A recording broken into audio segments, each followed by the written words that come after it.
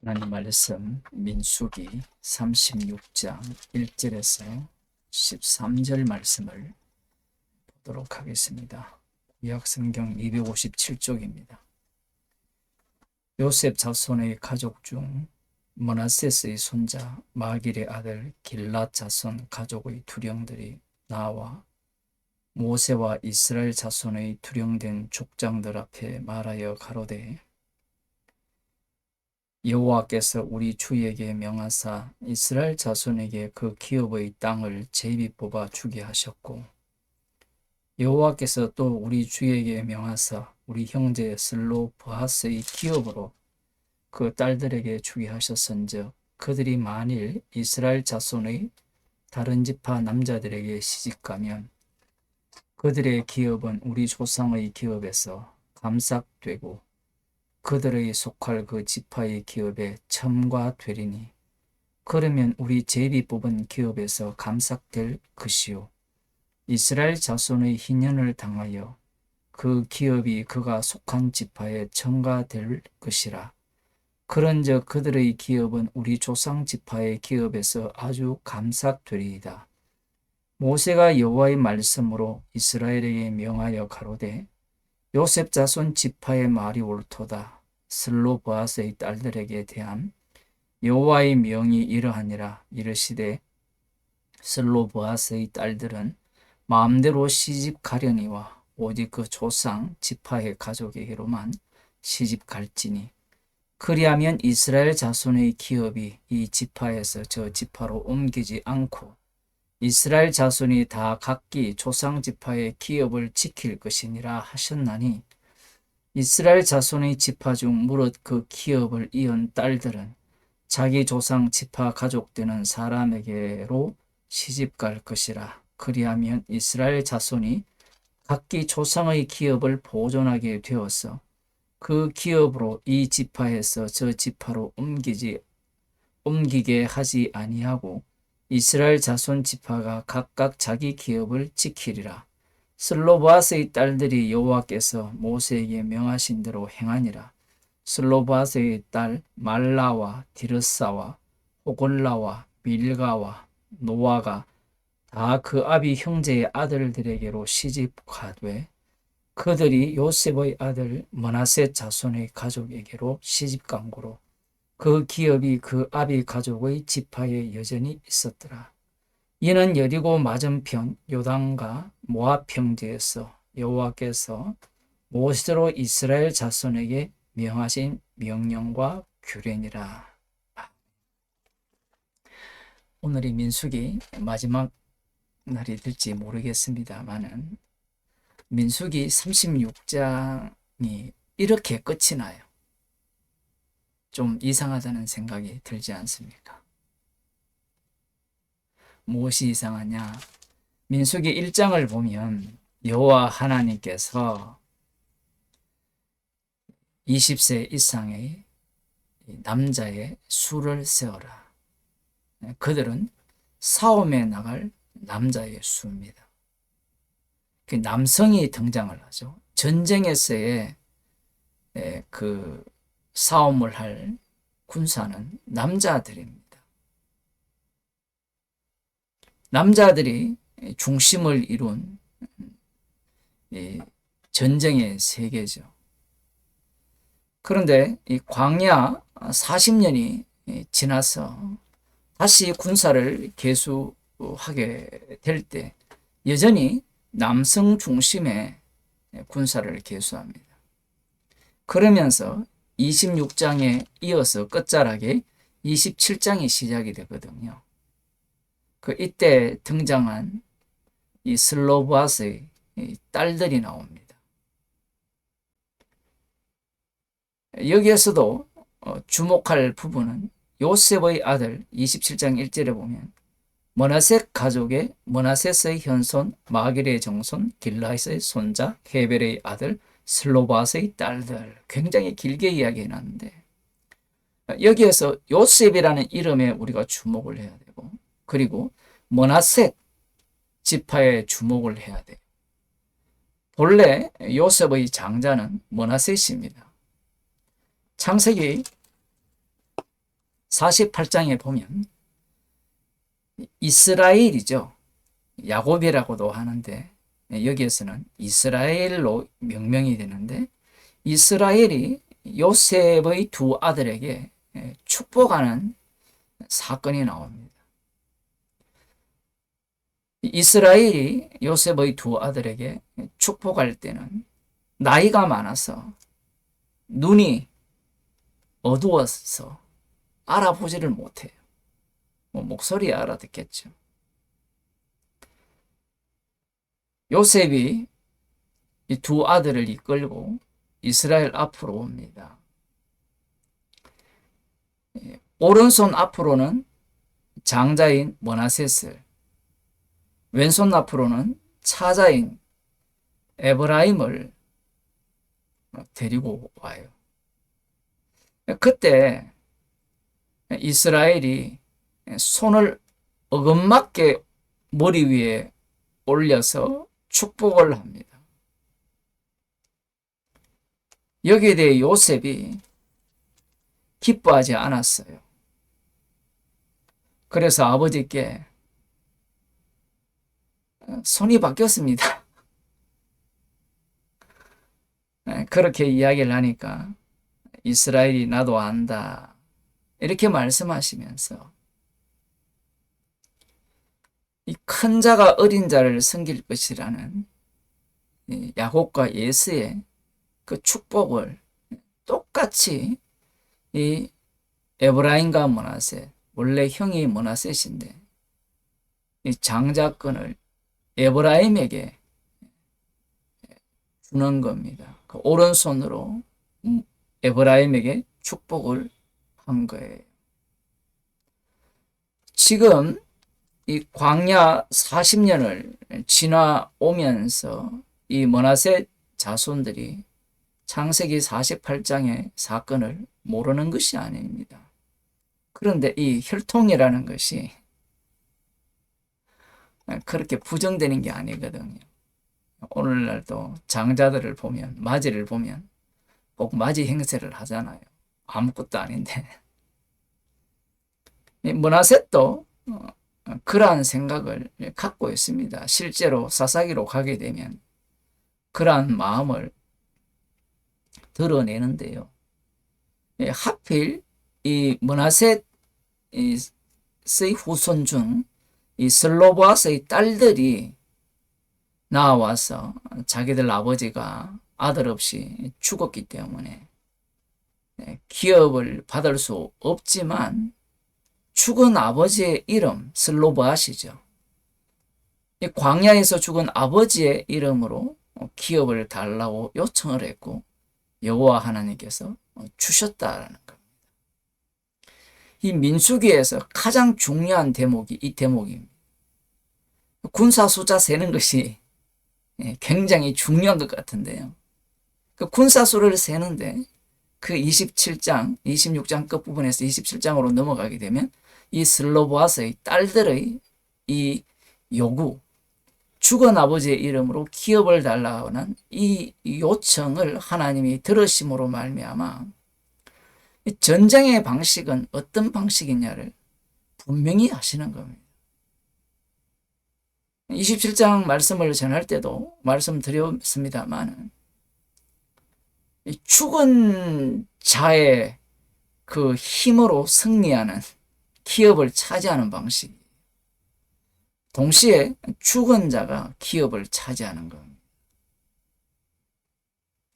이러한 내막을 오늘 본문에 보면 민수기 마지막에 와서 역시 알고 있어요. 그런데 똑같이 요셉 자손의 가족 중 므낫셋의 손자 마길의 아들 길랏 자손 가족의 두령들이 나와 모세와 이스라엘 자손의 두령된 족장들 앞에 말하여 가로되 여호와께서 우리 주에게 명하사 이스라엘 자손에게 그 기업의 땅을 제비 뽑아 주게 하셨고 여호와께서 또 우리 주에게 명하사 우리 형제 슬로보아스의 기업으로 그 딸들에게 주게 하셨은저. 이들의 말하는 핵심은 이겁니다.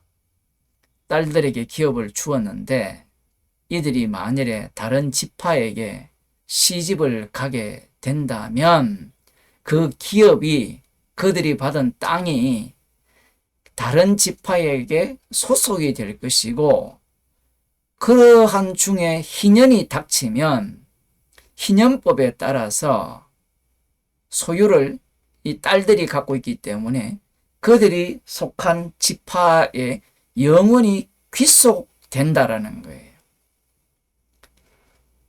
부모님께 물려받을 땅이 있는 사람은 오늘 본문을 쉽게 이해를 할 수 있죠. 계산이 빠르기 때문에.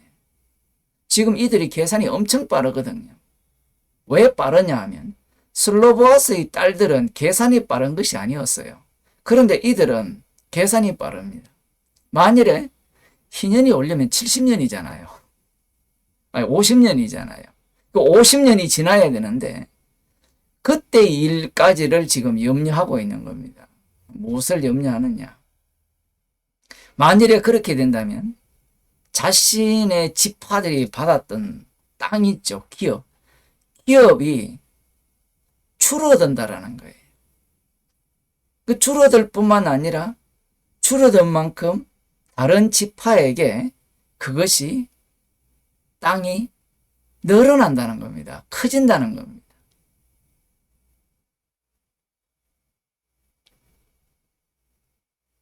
희년이 될 경우에는 영원히 하나님이 주신 기업을 이렇게 줄어들게 만든다는 거죠.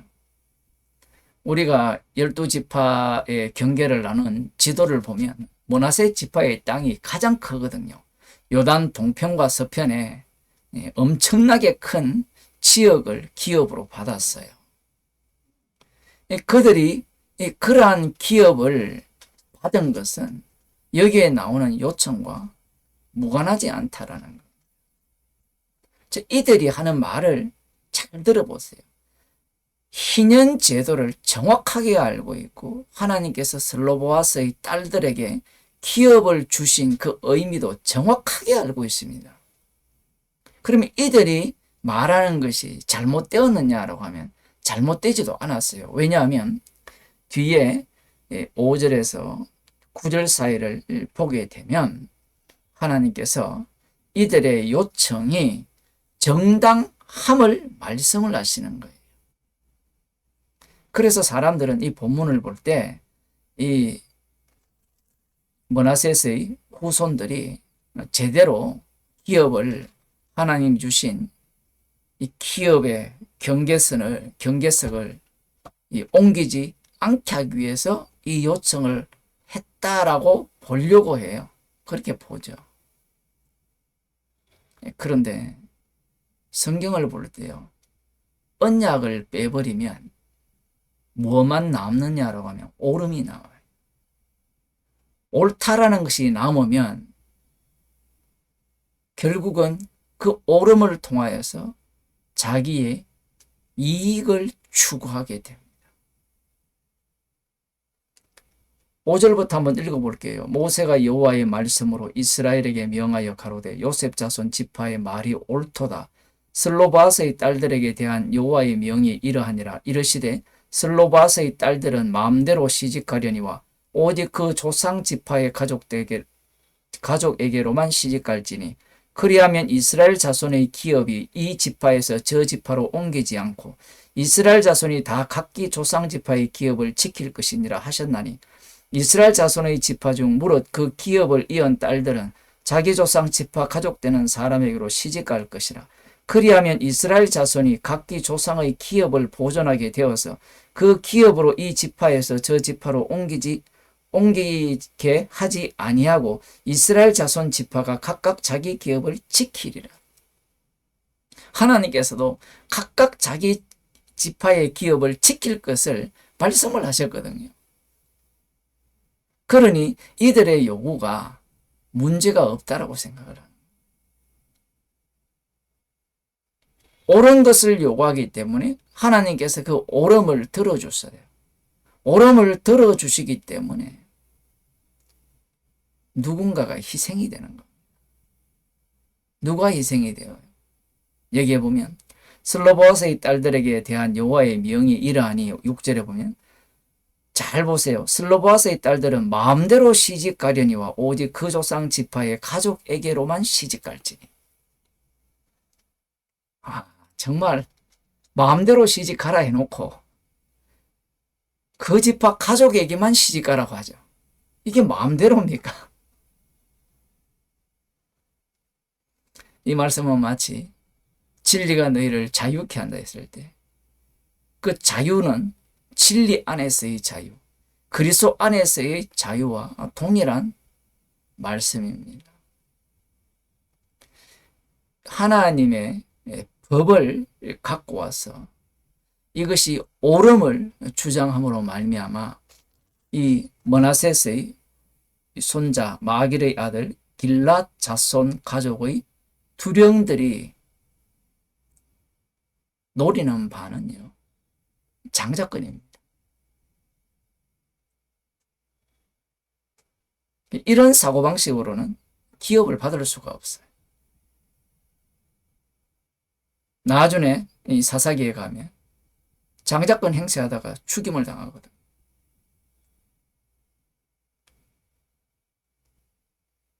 예수님 당시에 유대인들이 말씀대로 옳음을 추구를 했어요. 여기서도 하나님께서 옳다라고 인정을 하시거든요. 기업을 지켜야 한다는 거죠. 그 기업을 지켜야 하는 것 때문에 누가 희생이 됩니까? 하나님의 약속을 붙들기 때문에, 약속을 믿기 때문에 그 믿는 자들에 의해 예수님이 살해당하신 거예요. 오늘날도 별로 다르지 않습니다. 말씀대로 믿자고 하는 자들, 이 말씀대로 믿는 것이 옳습니다라고 하는 자들, 그들은 그 옳음이 자기의 이익과 유익을 추구한다는 사실이, 거기에서 벗어날 수 있나요? 옳으니까 나는 구원받을 수 있고, 옳으니까 나는 천국 갈 수 있고, 내가 옳으니까 말씀대로 옳게 해석하고 살아가기 때문에 천국에서 상급을 받을 수 있다라는 그런 사고방식을 갖고 있지 않아요. 말씀 자체가 십자가 지신 주님을 증거하고 있거든. 언약을, 새 언약을 증거하고 있는데 새 언약을 빼버리니까 옳음만 남고, 그 옳음은 궁극적으로 나의 이익을 추구한다는 사실이, 결국 하나님의 말씀조차도 이 광야에서 아버지가 죽고 아들 없이 죽어서 딸들에게 기업을 줬을 때 이 기업을 주신 그 절차와 희년의 절차, 이 모든 요소와 또한 이 기업은 기업대로 지켜야 한다는 그 모든 말씀들이 궁극적으로는 누구를 위한 말씀이 되느냐라고 하면 자신의 장자권을 행사하기 위한 말씀으로 작동을 하는 겁니다. 정말 신기한 것은 민수기에서 두령들의 이름들이 계속해서 반복돼서 나오잖아요. 마지막에는 이 여자 슬로보아스의 딸들의 이름이 기록된다라는 사실입니다. 사실 진짜 백성의 숫자는 이 딸들의 이름 속에 포함된다라는 사실이, 예수 그리스도 안에서 구속함을 받은 성도들은 그 죽으심 안에서 살아가는 자들이죠. 말씀에 옳음을 추구하는 자들이 아니라 그 옳음을 추구하기 때문에 가해자가 되고 십자가 사건과 만나는 그러한 현장으로 날마다 인도함을 받는 자가 성도입니다. 기도하겠습니다. 하나님 아버지, 말씀대로 옳음을 추구하기에 자기를 부인할 수 없고 자기의 악마성만 드러내는 그러한 죄인을 불러서 십자가만 자랑하는 자로 그러한 죄의 모습을 날마다 드러내게 하심을 감사하는 주의 백성이 되게 하여 주옵소서. 예수님 이름으로 기도드리옵나이다.